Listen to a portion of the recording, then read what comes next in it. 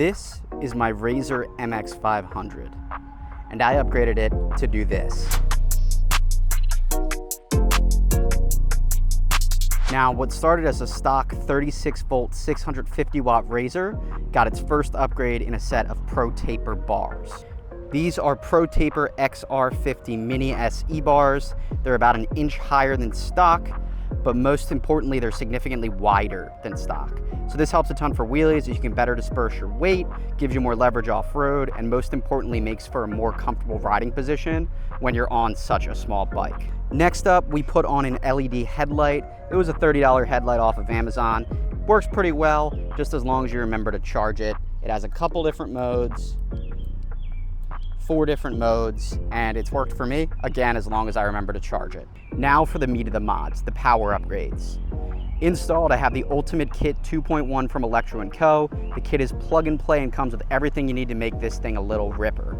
The kit comes with a new throttle, a Kelly controller, an upgraded motor that's 5,000 watt, and whatever battery you choose. I chose the 76 volt battery, which is the largest battery.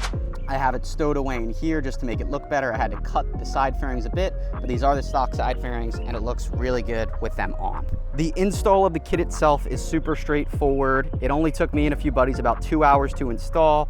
It's generally plug and play. The only thing I had to do was cut a small piece of the frame, which you can see in my build video of the bike itself, but it is a super simple install, even though I had zero prior experience with doing anything electric bike-wise. Now, this thing has a ton of torque, and I top out at 41 miles per hour with the stock gearing. Now, speaking of gearing, my next upgrade was the T8F chain and sprocket kit from Electro & Co. This is the same as stock in terms of gearing, but much more robust, and it's super lightweight, as you can tell by the sprocket.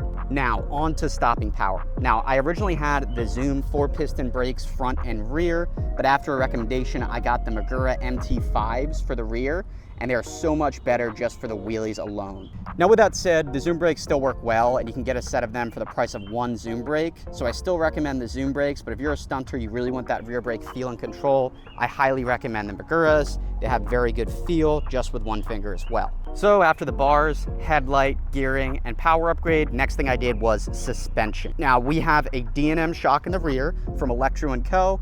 and forks up front from Electro & Co. as well.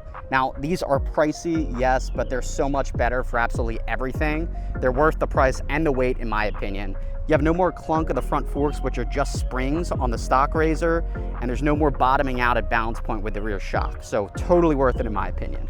So last mod I've got on the bike are these RSF 650 wheels. Now, I sumo pretty much any bike that I can get my hands on, and the Razor's not exempt from this. Now, the Sumo wheels are good because they're not spoked like the stock Razor dirt wheels, meaning they won't bend as easy as those wheels.